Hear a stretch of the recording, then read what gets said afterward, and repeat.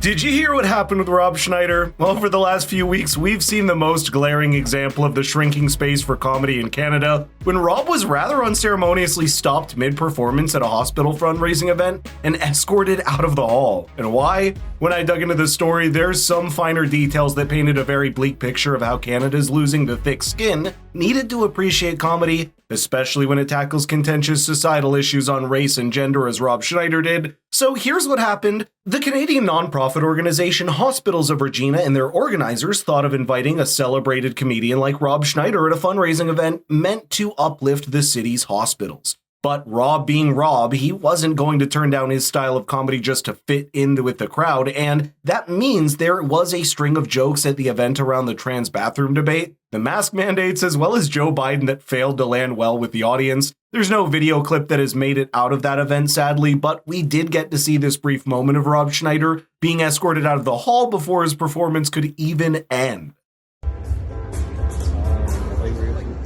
All right. By the way, do subscribe and turn on notifications for more discussions like this. Now you're probably wondering, what was it that Rob Schneider said that made both the audience and the news media riled up into a frenzy? Someone from the attendance that day posted a thread to Reddit describing the nature of those jokes, and it becomes immediately clear how far Rob Schneider went in challenging the woke orthodoxy. In Canada, right in front of them, part of the thread reads, and I quote, "He opened up with some pretty funny jokes about how Trump's a convicted felon and so America's a shit show compared to us. Those got laughs, obviously, but then he jumped into how Trudeau made everyone get numerous vaccines and called it a scamdemic. He then moved to transphobia, saying that back in my day, we liked our women without male appendages, and told an anecdote about how he told his son, who is, quote, bad at sports, to say that he's a girl to get a better chance." The organizer of the event came up afterwards and said that no organizer of the event agrees with his views and apologized. Clearly, there was no problem with the Trump conviction joke right out the gates, and yet much of the rationale that's being given by the foundation is that Rob's style of comedy wasn't suited to the audience and event. Perhaps they should have known his public profile before inviting him, because Rob Schneider in the last few years has rebranded himself as almost an anti-woke comedian, especially after he said he quit supporting the Democratic Party, saying, quote, "The Democrats in my party have abandoned me, so I abandoned them." But that's besides the point. Let me show you the first time that Rob Schneider himself has subtly responded to the controversy when a citizen journalist found him on the streets of New York for a brief question about it. Here's what he had to say. Is there going to be a Grown Ups 3? There better be. Yeah? Would you sign up? Would you be in? Oh yeah, are you kidding me? Yeah? Yeah. There'll be a Grown Ups 3. It'll be a winter movie. And what have you got to say about cancel culture? No, it's over. It's over? For you or for cancel culture? You've ended it today. I love it. Thanks, Rob. Woke culture may or may not be over, as he puts it, but perhaps it really is put on the back foot when incidents like this make headlines for how PC culture is ruining comedy for everyone.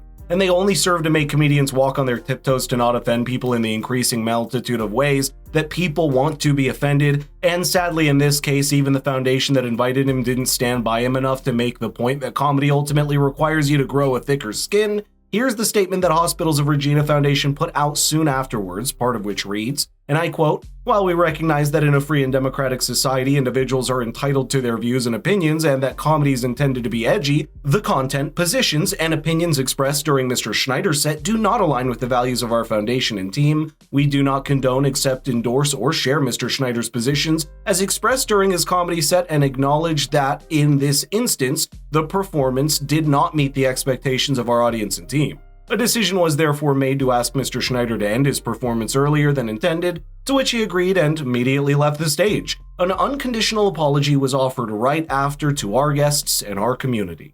And what's interesting is that in the same public statement, they acknowledge how the event still helped them raise over $350,000, yet could not thank or credit Rob Schneider in the least. For more insight about what actually happened in the event, a local TV station in the city asked a so-called diversity expert named Tynan Allen, who was present at the event, to reveal what really transpired. Very against trans folks, even quite a few misogynistic things, I would say. So I went up and asked to speak to the organizers of the event. At first they were incredibly dejective and sort of saying, well, we're not going to do anything, and we hired this guy and lots of people are laughing, so why would we shut him down? And I sort of made a case. Not only is this completely inappropriate and offensive and really filled with hatred, but it's also, the first day of Pride. And we have to recognize what that day means to people, that, especially in a hospital setting where people go through gender affirming care and reproductive care and fertility treatments, all of those sorts of things.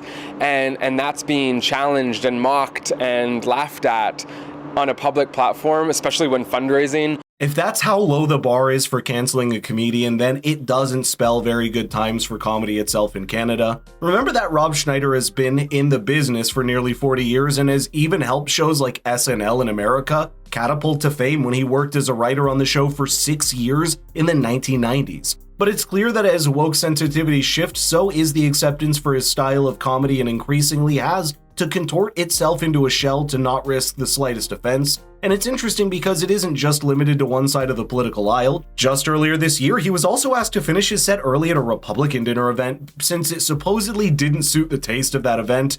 And that makes you question if people that call him for performances even realize the brand of comedy he represents. At the time, Rob told reporters, quote, "I'm not changing my material or apologizing for my jokes to anybody. Enough with this woke BS, America's sick of it." He would probably echo a similar sentiment to this latest incident in Canada. By the way, if you're looking for an example of the kind of overtly social and political comedy that Rob Schneider represents, well, here's a clip that's worth checking out. It's going to take compassion. It's going to take compassion.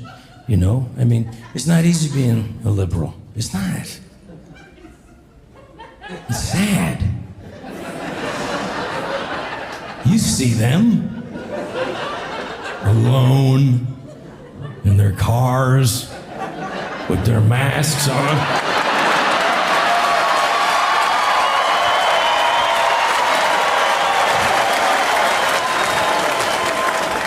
I don't want to give COVID to myself. Hey, you in the other car, my mask only works when you're wearing. You see now that not a lot of people in modern society can stomach a brand of comedy like this, where it's so easy to offend at least half of the audience that may swing in the opposite direction politically. But if that's not a price worth paying, then comedy itself loses all its value, and that's what the woke left does not understand. Shutting down comedians or forcing themselves to box up their creativity doesn't stop them. It only makes them more likely to embrace that image. That's what we're seeing with Rob Schneider, who's understood that if poking people's political sensitivity gets him such a reaction, then that's what he's going to do just to make a point. And as long as that is the case, we're going to see incidents like this happen increasingly often until the political walls stop closing in on comedians from either side.